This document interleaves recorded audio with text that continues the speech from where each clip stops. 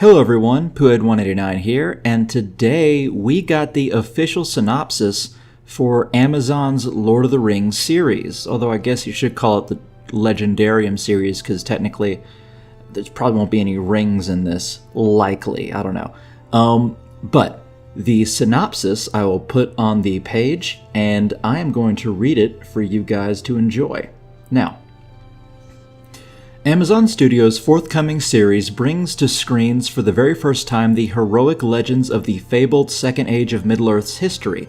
This epic drama is set thousands of years before the events of J.R.R. Tolkien's The Hobbit and The Lord of the Rings, and will take viewers back to an era in which great powers were forged, kingdoms rose to glory and fell to ruin, unlikely heroes were tested, hope hung by the finest of threads, and the greatest villain that ever flowed from Tolkien's pen threatened to cover all the world in darkness.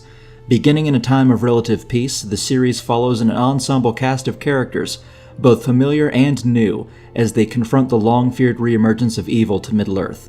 From the darkest depths of the Misty Mountains to the majestic forests of the elf capital of Lindon, to the breathtaking island kingdom of Numenor, to the furthest reaches of the map, these kingdoms and characters will carve out legacies that live on long after they are gone. Whew, well that is a lot to unpack. First off, let's talk about the greatest villain that ever flowed from Tolkien's pen. I suppose they mean Sauron, because Morgoth, who was, not even arguably, who was a greater villain, was taken away in chains by the end of the First Age, so it couldn't be Morgoth, unless they have Morgoth speaking to Sauron from the distant void, which I really hope they don't. And it also talks about how we will see characters familiar and new. By familiar, let's see, Elrond I could see, Galadriel of course. Hopefully they don't do Gandalf, because Gandalf doesn't show up until the Third Age. Really hope they don't do Gandalf. As much as I would love to see Ian McKellen come back to this, maybe not, I guess not the big screen, but come back to Lord of the Rings, I wouldn't want that to occur. You know, it just, it wouldn't be a part of the lore. I'm sorry. Even though Ian McKellen, I remember recently I saw Fellowship of the Ring, and I felt like he stole the show. Of course, I have a different feeling every time I watch the movies, but this time I thought, you know what? Wow. Ian McKellen is, born to be Gandalf. But I just wouldn't want to see him in this, because it's not with the lore. Obviously, there'd be no humans that we would see. Maybe they would cast Viggo Mortensen as, one of Aragorn's descendants, which would be neat. Maybe as Elendil or something like that. It's difficult. It's difficult to know exactly when in the Second Age this would be. But, hey, it's interesting. I don't have a lot of faith in television shows, I'm going to be completely honest with you.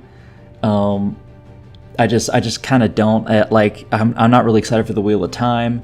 And at the same, even though I think this might be good, and I'm going to wait. I'm going to watch this. And I think it might be good. I just don't think it would be as good as the movies, which I guess, it's a high bar, what could be. I really hope that the $1 billion they used to make this made sure that they made great set pieces, because that's what really is going to make this. To make the elf capital of Lindon, and the Misty Mountains, and Numenor, of course. All of these, I really hope that they have great set pieces and backgrounds, because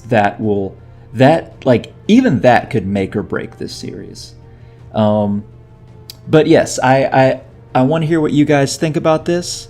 I'm glad this came out now, and also today is Orlando Bloom's birthday, January 13th. So if you see him on social media or anything like that, send him a happy birthday, because he's our favorite elf, and one of my favorite actors. So just letting you guys know that. Okay, y'all have a great day. All right, see you.